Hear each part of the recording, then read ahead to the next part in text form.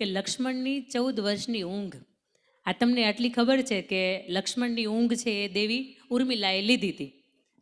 લક્ષ્મણને જ્યારે પ્રભુ શ્રી રામની સાથે વનવાસની અંદર જવું હતું ને, એટલે પ્રભુ શ્રી રામે એવી મજાની વાત કરી કે તમે એવું કરો, તમે આવો મારી સાથે, મારી ના નથી, પણ 2 સ્ત્રીની તમારે રજા લેવાની છે.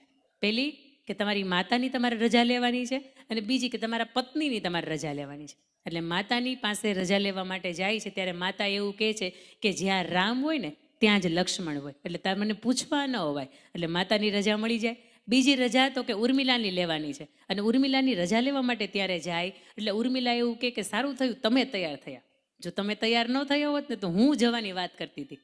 અને એ સમયગાળાની વચ્ચે ઉર્મિલા એવું કહે છે તમે જાઓ તો ખરા, પણ તમે રાત અને દિવસ સેવા કરી શકો ને આવા પ્રણની સાથે જાઓ. એટલે ત્યારે લક્ષ્મણ એવું કહે છે મારે રાત દિવસ સેવા કરવા માટે જ જવું છે. તો કે તમે રાત્રે સૂઈ જશો તો શું થશે? કોઈ વ્યક્તિ આવશે કે જેને હેરાનગતિ તરફ થશે, કોઈ રાક્ષસોનો પ્રહાર થશે, તો તમે રાત્રે એની રક્ષા નહીં કરી શકો, કારણ કે તમે સૂતા હશો. તમે એવું કરો કે તમે નિંદ્રા દેવીનું સ્થાપન કરો અને નિંદ્રા દેવીને તમારી ઉપર પ્રસન્ન કરો, અને નિંદ્રા દેવીની રજા લઈને પછી તમે જાઓ. એટલે 14 વર્ષ જ્યાં સુધી તમે એની સાથે છો ને ત્યાં સુધી 1 સેકન્ડ માટે પણ તમે આંખનું પલકોય ન મારો.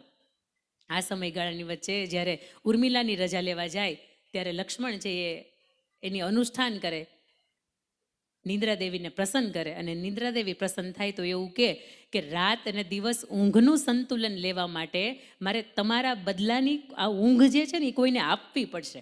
તમે એક વખત ઉર્મિલાને તમારા પત્નીને પૂછી લ્યો કે આ ઊંઘ લેવા માટે તૈયાર છે, અને ઉર્મિલા તરત એવું થાય કે મારા ભાઈની ભાભીની સેવા હું જો સૂતા પણ કરી શકતી હોય ને તો મારે આ મોકો ગુમાવો ન જો.